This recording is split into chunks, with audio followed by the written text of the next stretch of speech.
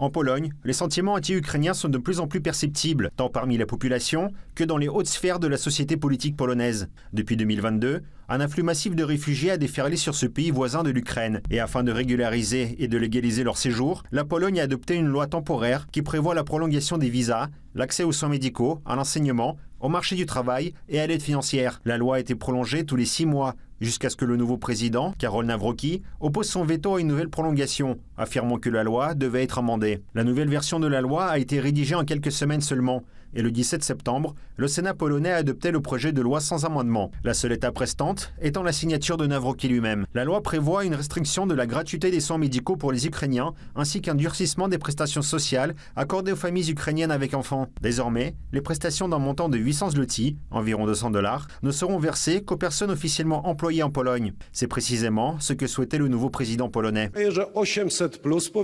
J'admets que l'allocation 800+ ne devrait être attribuée qu'aux Ukrainiens qui font l'effort de travailler en Pologne. Pareil pour les soins de santé. Mesdames et messieurs, si nous jetons un œil aux soins de santé, nous constaterons une certaine préférence pour les Ukrainiens par rapport aux Polonais. Les soins de santé auxquels les Ukrainiens ont droit, qu'ils occupent un emploi et payent une contribution santé ou non. Cela nous met dans une situation où les citoyens polonais sont traités moins bien dans leur propre pays, la Pologne, que nos invités d'Ukraine. C'est pourquoi, chers amis, je n'ai pas signé la loi d'aide aux citoyens ukrainiens sous cette forme, mais j'ai proposé mon projet de loi en appelant le gouvernement et tous les milieux politiques du Parlement polonais à travailler dur pendant les 2 prochaines semaines sur la nouvelle forme de cette loi. En effet, comme l'a dit Nawrocki, certains Ukrainiens n'apprécient pas vraiment les avantages qui leur sont offerts. Le mois dernier, la Pologne a expulsé environ 57 réfugiés ukrainiens qui avaient provoqué des troubles lors d'un concert, ce qui n'a pas plu aux habitants. Cependant, la Pologne est loin d'être le seul pays européen à ressentir une certaine lassitude à l'égard de ses invités qui s'attardent.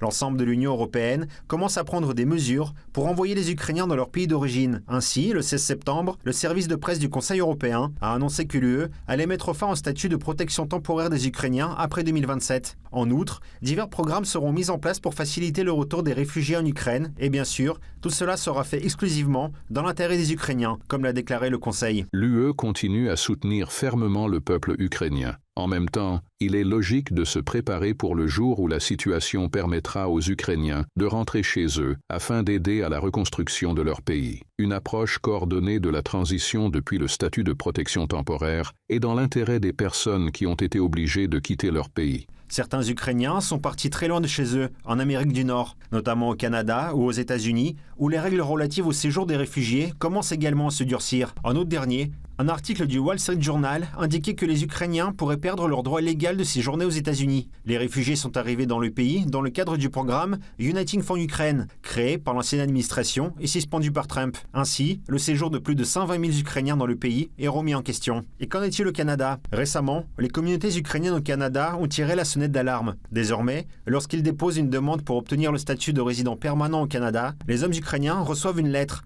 leur demandant de fournir des documents relatifs à leur service militaire. Cette mesure vise apparemment à limiter le séjour dans le pays de ceux qui ont échappé au service militaire en Ukraine. Selon la lettre publiée par une des associations ukrainiennes, les hommes n'ont que 7 jours pour fournir les documents requis.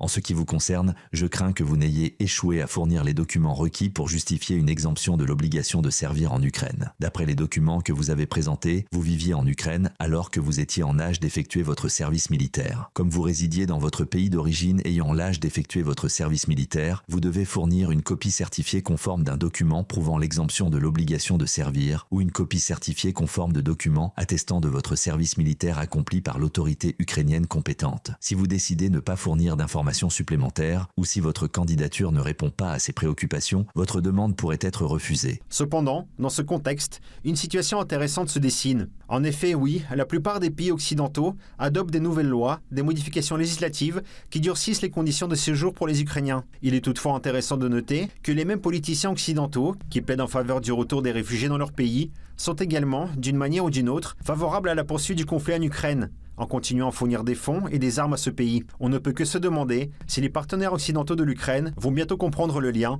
entre ces deux éléments.